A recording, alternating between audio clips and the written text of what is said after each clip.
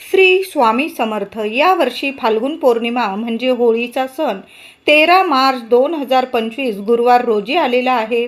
होळी पौर्णिमा प्रारंभ होणार आहे 13 मार्च सकाळी 10:35 आणि पौर्णिमा समाप्ती आहे 14 मार्च दुपारी 12:32.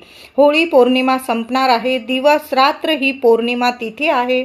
होळीच्या सणाला भद्राचं सावट आलेलं आहे. तर भद्रा ही सूर्यनारायणाची कन्या आहे, तर शनिदेवांची बहीण आहे.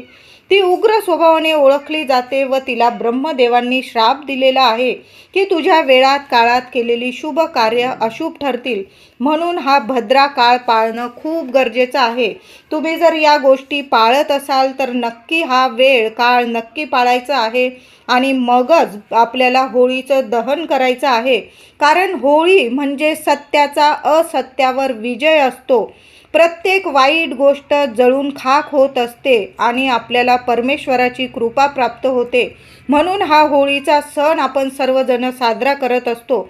या होळीमध्ये आपल्या आजूबाजू असलेली आपल्यामध्ये असलेली संपूर्ण नकारात्मकता नष्ट होते. म्हणून हा होळीचा सण आपण साजरा करतो.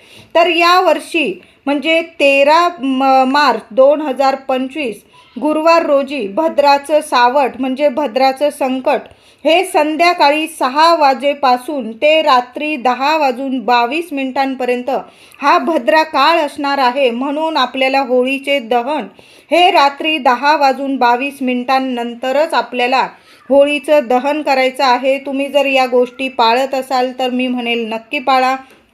तसं पण थोडा वेळ होतोच आपल्याला होळी दहन करायला, होळी पेटवायला. म्हणून थोडंसं थांबून आपण रात्री 10:22 नंतर आपल्याला होळीची पूजा आणि होळीचं दहन करायचं आहे.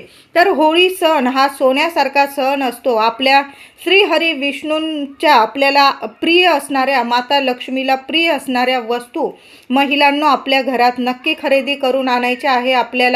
आपल्याला घरात सुख ऐश्वर्य हवं असतं. प्रत्येकालाच वाटतं आपल्या घरातली दरिद्री गरिबी अशांती कटकट सर्व काही नष्ट व्हावं आणि आपल्या घरात अखंड लक्ष्मी वास करावी. म्हणून यावर्षी होळीच्या सणाला लक्ष्मी नारायणाचा छान असा एकत्रित फोटो आपल्या घरी घेऊन यायचा आहे.